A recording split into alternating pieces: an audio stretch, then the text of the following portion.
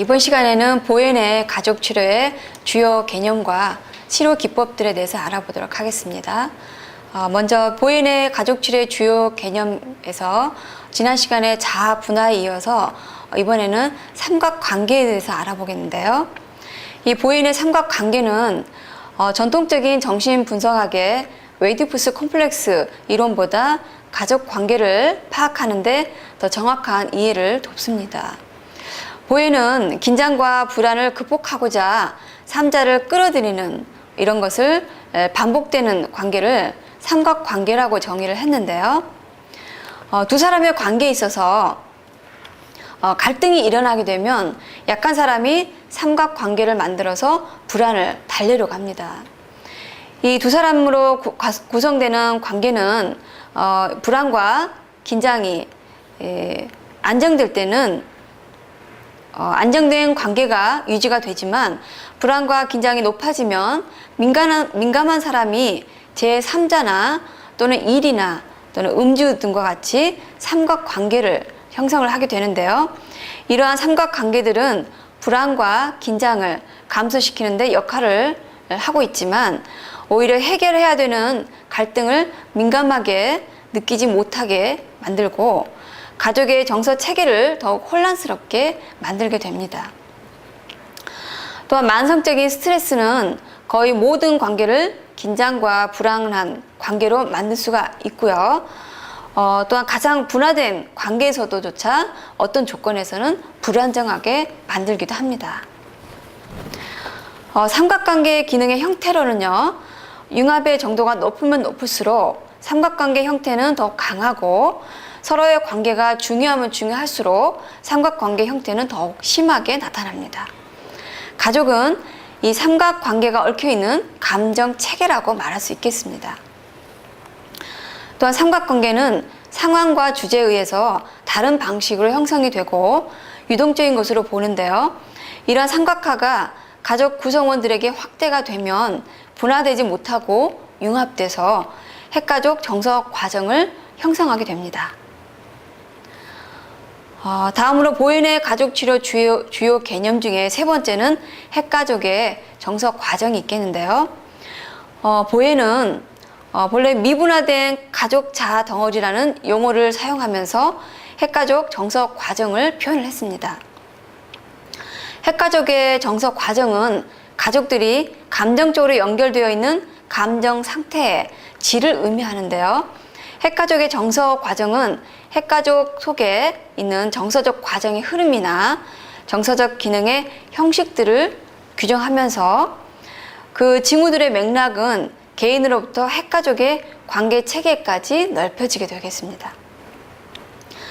또한 자아가 분화되지 못하고 융해되어 있는 핵가족을 핵가족 정서 체제라고 부르고요. 이게 확대 가족일 때는 확대 가족 정서 체계라고 부릅니다. 또한 그게 사회일 때는 사회 정서 체제라고 부르는데요. 가족 구성원들끼리 감정적으로 아주 강하게 연결되어 있는 가족이 있기도 하고 또 약하게 연결되어 있는 가족이 있기도 합니다. 이는 한 세대의 한 가족 안에서 정서적 기능의 형태를 나타내는 개념인데요.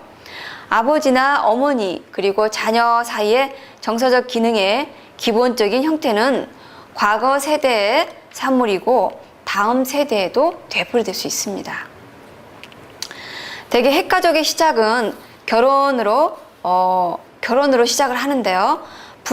분화 수준이 낮을수록 정서적 융해도 크겠습니다. 분화의 수준은 가족들이 연결되는 강도를 결정하는 중요한 개념인데요. 따라서 분화 수준이 낮으면 조그만 외부의 자극에도 쉽게 다른 사람과 연합해서 감정적으로 하나가 되고자 합니다. 따라서 이들이 가지고 있는 감정 체계는 아주 강하고 떼기 어려운 상태로 존재를 하는데요. 가족들은 그만큼 서로에 대해서 느끼는 감정의 무게를 강하게 느끼게 됩니다. 이렇듯 핵가족 정서 과정은 강한 강도를 가지고 유지가 되는데요. 대부분 배우자는 자기와 비슷한 분화 수준의 사람을 택하고 부부간에 가지고 있는 문제를 자녀 중 한 사람 또는 여러 사람에게 투사를 합니다. 결혼 이전에 분화의 수준이 낮으면 낮을수록 배우자에 대한 융해가 더 크게 나타나게 됩니다. 이러한 융해는 미분화의 수준과 원가족과의 정서적 단절의 정도, 그리고 체계에서 스트레스 수준 등과 관련이 있겠습니다. 다음으로 보현의 가족치료 중요 개념은 가족 투사 과정이 있겠는데요. 부모의 분화의 부족은 한 명 또는 그 이상의 자녀들을 삼각관계 안에서 악화를 시키는데요. 원가족과 분리되지 않은 배우자 간의 정서적 융해는 만성적인 불안을 낳게 되고요. 이는 부부 갈등과 긴장에서 증명이 됩니다. 또한 원가족으로부터 자율적인 자아 분할을 이루지 못한 부모는 안정과 확신을 필요로 하는 자녀에게 오히려 자신의 안정과 확신을 찾고자 해서 부모가 자신이 부적합성이나 능력에 대한 불안감을 자녀에게 투사하게 되는데, 이러한 과정을 가족 투사 과정이라고 부릅니다.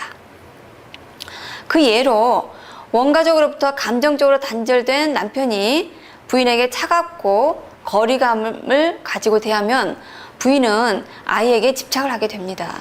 그래서 남편으로부터 멀어지고 아이에게 정서적 에너지를 특히 한 아이에게 바치게 되는데, 투사 과정의 표적이 된 아이는 부모에 대한 애착이 강하고 자아 분화가 덜 이루어지게 되겠습니다. 보다 더 전형적인 삼각관계 유형은 어머니의 불안정과 어머니로서의 자신감 부족이 자녀를 통해서 드러나는 경우인데요. 어머니는 이를 자녀의 문제로 해석을 하게 됩니다.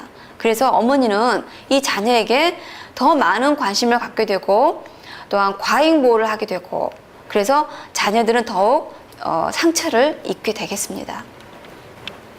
따라서 안정적인 상황이 되려면 아버지가 삼각관계의 세 번째 사람으로서 개입해서 어머니를 진정시키고 자녀를 다룰 때 어머니를 지지하는 역할을 합니다. 그리고 부부는 자녀의 문제를 둘러싸고 연합하여 안정을 유지를 하게 되면 삼각관계는 안정적인 상황이 되겠습니다. 이 가족 투사 과정에서 이 투사는 양육적인 관심과는 달리 불안과 밀착과 관련이 있는데요. 따라서 가족 투사 과정이란 부모의 미성숙과 미분화 정도에 의해서 초래된 불안을 다음 세대의 희생양과 융합하려는 움직임이라고 할 수 있겠습니다. 일반적으로 가족 투사 과정의 희생양이 되는 자녀는 어머니의 생활에서 긴장된 상태에서 태어난 자녀로서 장남이나 또는 장녀, 그리고 외동딸과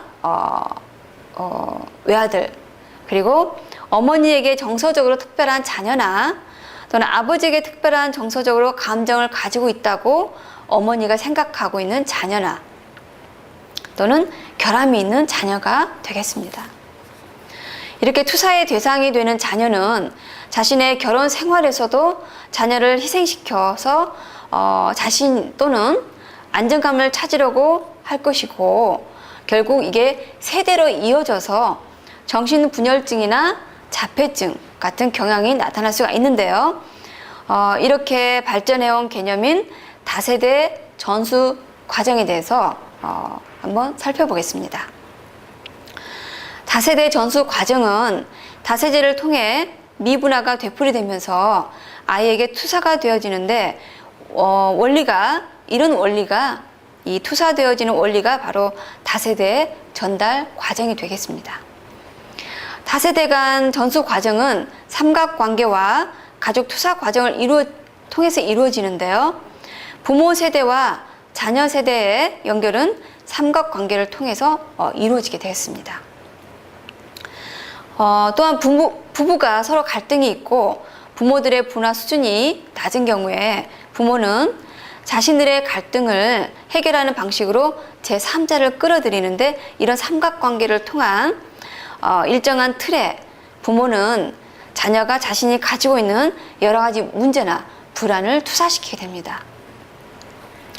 또한 핵가족에서 가족 투사 과정의 중요한 대상은 바로 자녀인데요.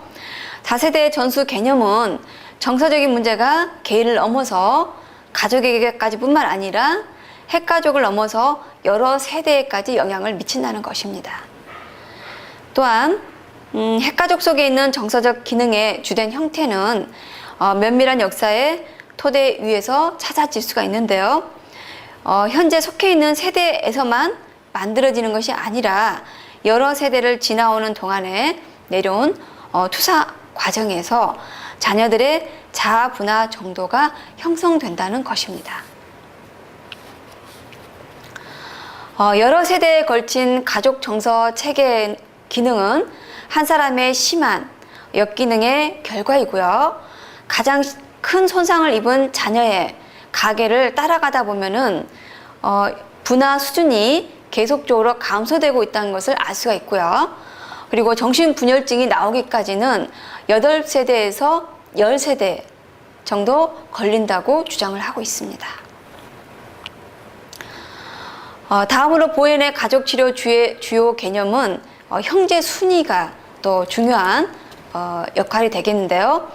형제 자매의 위치에 대한 이런 가족 체계의 이론이 월터 토만이라는 사람이 연구를 했는데, 토만의 이론적 전제는 어떤 고정된 성격의 특징들은 아이가 자라나는 최초의 가족 형태에 의해서 결정되는 것이다라고 주장을 하고 있습니다. 예를 들어서요, 어린 남동생이 있는 손위의 형제는 열심히 일하고 고난을 잘 견디고, 그리고 지도자적 경험을 나타내고, 그 손위의 형제는 책임감이 있으며 그 스스로 어떤 일을 하지 않거나 누군가가 그 일을 하지 않는 것을 그 일을 하는 것을 보지 않으면 일이 잘 진행되지 않으리라고 생각할 가능성이 많습니다. 또한 손위의 형제가 있는 어린 남동생은 다른 사람이 자신에게 기대할 때 최선을 다할 가능성이 있고요. 그 어린 남동생은 남동생에게는 지도력을 기대하거나 손위의 형제에게서처럼 책임감을 바라는 것은 힘들고, 또 어린 여동생을 둔 손위의 언니는 자신의 힘으로 서기를 바라고 또 다른 사람들을 돌봐주려는 가능성이 큽니다. 그 언니는 실제적인 자신보다는 더 스스로에 대해서 확신하면서 행동하려고 하고요. 또 그 언니는 자연히 지도자적인 위치로 이끌리지만 다른 이들을 지배하려는 경향이 있을 가능성이 크겠습니다. 또한 손위의 언니를 둔 어린 여자 형제는 모험적이고 화려한 삶을 선택하고, 또 어머니답다거나 지도자이기보다는 나약하고 변덕스럽고 고집스러울 가능성이 크겠습니다. 또한 토마는 또 다른 형제 자매 간의 위치와 관련해서 예견할 수 있는 성격적 특징들을 규정하였는데요. 이를테면 어린 여동생을 둔 손위의 남자 형제나 손위의 누이를 둔 어린 남자 형제나 어린 남자 형제를 둔 손위의 누이나, 또 손위의 남자 형제들을 둔 어린 여동생, 그리고 혼자 있는 아이, 그리고 쌍둥이들에서 어떤 성격적인 특징을 예견할 수가 있다고 주장을 했습니다. 또한 중간층의 아이들은 두 가지의 형제 자매의 위치 속에서 자라나는 경험을 반응해 주는데요. 다시 말해서 손위의 형제 자매들보다는 어리고 손 아래 형제 자매들보다는 나이가 많은 위치에 있는 아이를 말하는데요. 형제 자매들 사이의 간격은 중요하다고 보고 있습니다. 그러나 토마는 형제 자매들 사이에 벌어진 횟수가 5년 또는 그 이상일 경우에는 보통 각각의 위치와 관련된 성격적 특징들을 예측할 수 있는 가능성이 줄어든다고 보고 있습니다. 또한 토마는 이런 이론적인 전제는 환경이 다른 각각의 가정에서 태어났음에도 불구하고 동일한 출생 순위의 사람들은 비슷한 성격을 가지고 있다고 보고 있습니다. 이러한 사실은 한 개인이 가족 체계 내에서 어떤 기능적 위치에 있는가를 추론할 수 있게 하고요. 또 미래를 예측하는 데 이용할 수가 있다고 보고 있습니다. 왜냐하면 가족 체계 내에 정서적 세력이 각 출생 순위에 따라서 특정한 방식으로 가능하기 때문이라고 보고 있습니다. 자, 다음은 보인의 가족 치료 주요 개념 중에 7번째, 정서적 단절에 대해서 알아보겠는데요. 보인은 부모에 대해서 미해결된 정서적 애착의 정도는 미분화의 정도에 상응한다라고 보고 있습니다. 모든 사람은 자기의 부모 그리고 더 확대된 가족 체계와 관련해서 해결되지 않는 정서적 융해를 어느 정도 가지고 있다고 보고 있습니다. 따라서 자아의 분화의 수준이 낮을수록 풀리지 않는 융해의 정도는 그만큼 크다고 보고 있습니다. 이 개념은 세대 간에 이루어지는 정서적 과정에 대한 개념인데요. 즉 사람들이 그들의 부모와의 관계에서 해결하지 못한 정서적 애착을 처리하는 과정을 다루는 것입니다. 그리고 사람이 현 세대에서 자신의 삶을 출발하기 위하여 과거로부터 자기 자신을 분화시키는 방법을 다루는 것인데요. 가족과 신체적으로 가까이 지내는 사람은 너무 의존적이어서 가족을 떠날 수가 없다고 보고 있습니다. 그러나 융해의 강도를 조절하기 위해서 내면적으로 단절할 수 있다고 보고 있고요. 가까운 관계에서 서로 융해되려는 경향을 방지하기 위해서 감정 단절을 하고 있다고 보고 있습니다. 또한 서로 너무 가까워지면 서로의 주체성을 잃어버리는 두려움을 갖게 되고 자신의 정체성을 상실한 것 같은 두려움과 불안은 감정 단절을 함으로써 해결하고 있다고 보고 있습니다. 그러나 이러한 감정의 단절은 실제적으로 개별화가 일어나는데 크게 도움을 주지 못하고 있다고 보고 있습니다. 또한 정서적 단절은 한 개인과 자신의 원가족 간의 미분화 그리고 그것과 관련된 정서적 긴장을 설명한 것으로서 극심한 정서적 분리의 양상을 의미한다고 보고 있습니다.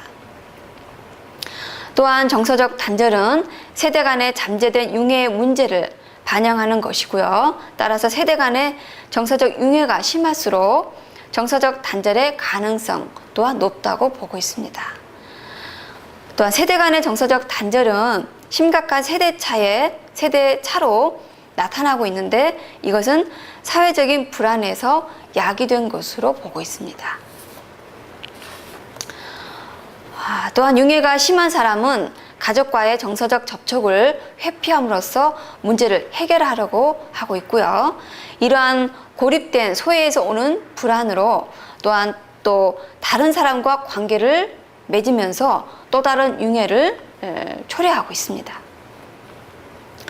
또한 충동적으로 결혼한 사람은 정서적 단절에 아주 좋은 예인데요. 이러한 사람은 결혼을 통해서 원가족으로부터 벗어났다 하더라도 진정한 독립을 얻기는 어렵습니다. 왜냐하면 융해가 심한 사람은 결혼을 해도 새로운 가족과 다시 융해해서 원가족에서의 문제를 재현시키기 때문입니다. 과거와의 정서적 단절이 심할수록 자기 자신의 결혼 생활과 부모의 가족 관계를 관련시켜서 생각을 하고요. 자녀들과 정서적 단절은 점점 심화가 되겠습니다. 또한 자신의 부모로부터 멀리 떨어져 나가는 사람은 집을 떠나지 못하는 사람과 똑같이 정서적으로 의존을 하는 사람이라고 보고 있습니다. 또한 정서적 단절을 부모로부터의 격리나 또는 위축, 그리고 부모로부터 멀리 달아나는 것, 그리고 부모가 중요시하는 것을 부정하는 것으로서 정의를 하고 있습니다. 또한 각 사람이 같은 분화의 정도를 갖고 있어도 한 사람은 다른 사람보다 가족과 더 잘 단절이 되는데요. 단절의 강도가 약한 사람은 더 잘 단절하는 사람보다 정서적으로 더 의존적인 지지 체계를 가지고 있습니다. 따라서 스트레스를 받을 때 가족과 더 잘 단절되는 사람이 증상을 발전시키거나 또 다른 인간 관계에 타협하는 약점을 가질 수 있겠습니다. 자, 다음은 보인의 가족치료 주요 개념의 8번째, 사회적인 정서 과정이 있겠는데요. 이 개념은 가족에 대한 기본 이론을 보다 큰 사회적 영역으로 확장한 것입니다. 가족이나 사회가 장기적인 불안에 처하면 분화의 정도에 따라 결국은 정서적 체계에 혼란이 야기되고 불안을 순간적으로 완화시키려고 퇴행 현상을 일으키게 됩니다. 또한 개인에게 거짓 연대감을 갖게 하는 사회의 작용으로 환경이 가족에게 영향을 미치는 것처럼 사회 내의 정서적 과정은 가족 내의 정서적 과정에 영향을 미친다는 개념입니다. 가족 체계와 마찬가지로 사회도 불안하면 역기능을 나타내는데 동질화와 분화의 균형이 깨지면서 전체에 대한 관심은 상실되고 하위 집단끼리 융해되기 때문에 전국의 불안이나 비행, 폭력, 불신 등이 심화가 되겠습니다. 따라서 사회가 보다 합리적인 결정을 하기 위해서는 감정적인 행동과 단기간의 임시 변통적인 해결책보다는 지성적인 것과 감성적인 것 사이에 분화된 상태에서의 선택과 결정이 필요하겠습니다. 따라서 보엔의 가족 치료의 주요 목표는 가족 구성원들로 하여금 높은 수준의 자아 분화를 통해 미분화된 가족 자아로부터 해방에 이루는 것이라고 하겠습니다. 자, 이렇게 해서 주요 개념들을 말씀을 드렸고요. 자, 이번에는 치료자의 역할에 대해서 말씀을 드리겠습니다. 보엔은 치료자를 가족 성원이 스스로 기능하고 각자의 기능을 최대한 발휘할 수 있도록 돕는 조력자나 또는 원조자 또는 코칭이라고 불렀습니다. 코치로서 내담자가 감정적으로 반사하는 함정에 빠지지 않고 이성적으로 반응할 수 있도록 하고 가족 체계에 대한 탐색자인 치료자는 내담자에게 대인관계 체계에서의 정서적 과정을 탐색하기 위해서 끊임없이 질문을 던지고 문제 상황에 대하여 다르게 규정짓고 다르게 생각하도록 도와주는 질문을 하는 역할을 하겠습니다. 이것은 치료자가 내담자로 하여금 치료자에게 얘기하도록 함으로써 생각을 유도하고 격한 감정을 줄이도록 하는 것이 되겠습니다. 이 보엔 이론의 치료자는 코치처럼 자신의 사용을 통제하고 객관성을 유지하는 전문가로서 대단히 중립적이고 모든 의사소통을 지시하는데요. 치료자는 치료 시간에 내담자가 정서 과정에 대한 대화를 하는 것을 더 격려하고 평온한 분위기를 더 유지하도록 노력해야 되겠습니다. 자, 그럼 보인이 말하는 치료자의 조건과 기능은요. 첫 번째, 치료자는 그 자신이 분화가 잘 되는 사람이어야 되고요. 그리고 유연성을 갖추고 가족과 정서적으로 적절한 관계를 유지할 수 있는 사회적인 사람이어야 되겠습니다. 둘째로는 치료자는 정서적으로 중립을 지키고 자신이 언제 가족의 정서 체계에 개입되어지는지를 깨달을 수 있어야 되겠습니다. 세 번째로는 치료자는 가족 구성원 각자가 직면한 문제에 동일한 역할을 하고 있으며 상담에서 가족의 토론의 내용보다는 가족의 상호작용하는 과정을 볼 줄 알아야 하고요. 가족 체계의 개인 역동 그리고 위기에 대한 지식 등을 갖추고 있어야 되겠습니다. 또한 치료자는 변화의 기술을 가족원들에게 지도해주는 사람이 아니고요. 치료자는 가족원들이 주관성으로부터 객관성을 분별해낼 수 있는 것처럼 감정적 반응으로부터 사고하는 방법을 구별할 수 있도록 격려해 줘야 되겠습니다. 보혜는 그 무엇보다도 치료자 자신의 자아 분화 수준의 중요성을 거듭 강조하고 있는데요. 보혜는 내담자의 자아 분화 과정은 가족치료 관계 안에서는 치료자의 분화 정도에 밀접한 관련이 있다고 보고, 특별한 기법보다는 치료자의 인격이 1차적인 치료 도구라고 보고 있습니다. 자, 그러면 이제 보혜인이 말하는 치료 방법들에 대해서 알아보겠는데요. 치료 과정에서는 주로 질문의 기법이 많이 사용이 됩니다. 이 질문은 가족 구성원이 자신의 딜레마를 인식하고 잘못된 관계에서 자신의 역할을 수정하기 위한 방법을 유도하기 위한 것입니다. 무엇보다 중요한 것은 치료자의 객관성과 정서적 중립성을 강조하면서 치료자를 코치나 의논 상대로 보는 것인데요. 따라서 독특한 치료 방법을 가지고 있지 않고 질문을 통해서 가족을 이해시키려는 방법을 취하고 있습니다. 자, 그 첫 번째로는 이제 치료 삼각관계가 되겠는데요. 보혜는 증상을 제거하거나 변화시키기 위해서는 역사적 그리고 시민적 요소를 발견해야 된다고 생각을 하고 있습니다. 그는 한 개인의 현재 가족 기능은 원가족의 경험과 관련이 있다고 보고 있는데요. 치료 과정을 통해서 가족이 자신의 부모나 또한 조부모와 같은 확대 가족과의 관계를 이해하고 받아들이는 것이 중요하다고 보고 있습니다. 가족에 대한 정보가 많을수록 자아 분화가 쉬워지고, 이것은 여러 가족 구성원과 대인관계를 인식하고 거기로부터 탈삼각화하는 것으로 얻어진 정보에 의해서 자신들의 삼각관계를 인식하는 것이 중요하다고 보고 있습니다. 따라서 이해를 통하여 부부는 자신의 삶 속에 있는 불안을 지적으로 통제할 수 있는 중요한 수단을 갖게 되는 것입니다. 여기에서 중요한 것은 부부 자신들의 불안을 이해하게 된 일을 삼각관계를 해제하고 해결하는 중요한 요인이 되는데, 왜냐하면 그들은 자신의 불안을 객관적으로 바라보고 이해할 수 있게 되기 때문입니다. 이처럼 삼각관계는 치료자의 치료 삼각관계에 의해서 해결되고 해체된다고 보고 있습니다. 자, 치료 방법 두 번째는 교육을 위한 가계도 사용인데요. 보혜인의 가족 치료에서 교육은 중요한 치료의 방법이라고 보고 있습니다. 이것은 분화 수준을 높이기 위한 것인데요. 그래서 보혜는 가족들에게 가족 치료 이론을 배우게 하고 교육을 시키기도 합니다. 구체적으로 현재 자신의 핵가족에서 일어나는 현상 중에 원가족과 관련되어 있는 내용들을 알아내는데, 부모들이 자녀들에게 어떻게 투사하고 있고 이 투사를 통해 무엇을 얻으려고 하는지 교육을 시킵니다.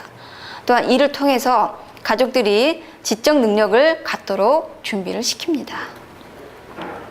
세 번째 치료 방법은 가족 내 불안을 감소시키는데, 보혜는 불안이 정서적 융합을 가져오므로 치료 시 불안을 감소시킴으로써 정서적 역기능을 줄일 수 있다고 믿고 있습니다. 또한 가족 체계에 대한 이해와 자아 분할을 위해서는 차분하고 안정된 분위기 조성이 필요하다고 보고 있습니다. 그러므로 개인은 자신이 불안해하는 이유를 인식하고 불안에 잘 대처하는 법을 배워야 되고요. 이를 위해서 치료자는 객관성과 정서적 중립성을 유지하면서 전문적인 조언을 하는 코치 역할을 하게 되겠습니다. 이 코치가 하는 역할, 즉 코칭은요, 이것은 치료자의 역할을 나타내는 개념으로서 치료자를 마치 운동 경기를 하는 선수들을 돕는 감독과 같은 역할을 하는 것으로 보는 것인데요. 치료자의 일은 가족들의 행동을 다소 지시적인 역할도 하지만 대부분은 가족들이 자신들의 상호작용을 자율적으로 할 수 있도록 돕는 과정을 진행하는 진행자의 역할을 하겠습니다. 또한 치료자는 가족과 더불어 계획하고 예상하고 그리고 연습하고 과정을 하게 함으로써 가족들이 자율적으로 변화되도록 돕는 역할을 하겠습니다. 치료 방법 네 번째는 나 입장, 즉 I 포지션이라 해서 나 입장이라는 의사소통을 방법을 가르치는 건데요. 서로 정서적 충동에 의해서 반응하려고 하는 경향을 막는 가장 직접적인 방법이라 할 수 있겠습니다. 상대방을 지적하기보다는 자신의 감정을 피력하도록 하는 방법인데요. 이 기법은 상대방에게 책임을 추궁하는 것이 아니고 자신의 현재 의견이나 감정 상태를 표현함으로써 악순환적인 대응적 대화에서 벗어나도록 해서 해결 방법을 찾을 수 있는 생각을 시작하게 하는 것입니다. 따라서 치료자는 내담자에게 나 입장을 취하도록 격려할 뿐만 아니라 치료 과정에서도 내담자들에게 실제로 그렇게 하도록 교육을 시키고 있습니다. 자, 치료 방법 다섯 번째는 불안을 완화시키는 기법인데요. 치료 과정에서 불안을 완화시키고 감정을 차분히 가라앉힐 때 가족원 간에 이성적으로 얘기를 할 수가 있습니다. 이를 위한 방법으로 감정보다 생각에 대한 질문을 더 많이 하게 할 수가 있고요. 또 부부간의 상호작용을 최소화시키고 한 사람씩 차례로 상담자에게 이야기하고 다른 사람을 경청하고 관찰하게 하는 방법을 하기도 합니다. 또한 비슷한 문제를 가진 다른 가족의 이야기를 해주거나 또는 비디오 테이프를 보게 하거나 또는 영화를 보여줌으로써 가족 속에서 자신의 역할 기능을 배우게 하고 치환시키는 그런 방법들을 할 수 있겠습니다. 치료 방법 여섯 번째로는 관계 형성이 있겠는데요. 핵심적 삼각관계를 구조적으로 변화시키기 위해서 사용하는 것인데 가족 성원이 체계의 과정을 알도록 하고 체계의 과정에서 자신의 역할을 인식하도록 돕는 방법입니다. 또한 정서적으로 가까워지고자 하는 사람과 냉담한 사람을 치료하기 위해서 의존을 자제하고 정서적으로 연루되려는 압력을 감소시키고 자신과 상대방의 관계에 어떤 일이 생기는지를 보는 방법을 말하겠습니다. 치료 방법 일곱 번째는 탈삼각관계가 있겠는데요. 개인을 대상으로 할 때 확대 가족과의 신경질적인 정서관계, 즉 삼각관계를 해소하는 데 초점을 두고 있습니다. 상담자는 개인이 확대 가족원과의 삼각관계에 함몰되어서 정서적 단절이나 감정적인 반응이나 갈등을 하는 대신에 여기서 벗어나서 적당한 거리를 유지하거나 친밀한 관계를 갖도록 코칭을 합니다. 이를 위해서 먼저 확대 가족의 역사와 삼각관계 안에서의 자신의 모습을 이해하기 위한 정보 수집 과정을 통해서 가족 내의 문제를 가족의 정석 과정의 일부이고 그 과정에 자신도 일부 기여함을 인식하게 하면서 동기를 높이는 방법입니다. 그리고 개인이 확대 가족과의 관계에서 겪는 불안을 감소시키고 가족원의 감정적 반응에 객관적이고 이성적인 자세로 대응하는 방법을 가르치게 되겠습니다. 따라서 치료자의 개인에게 가족 내 삼각관계와 그 역기능을 가르치고 원가족과의 삼각관계에서 벗어나 객관적이 되게 도움으로써 가족 체계를 변화시키는 지렛대 작용을 하게 하는 것입니다. 자, 이번 시간에는 보현의 가족 치료의 주요 개념과 치료 방법들에 대해서 알아보았습니다.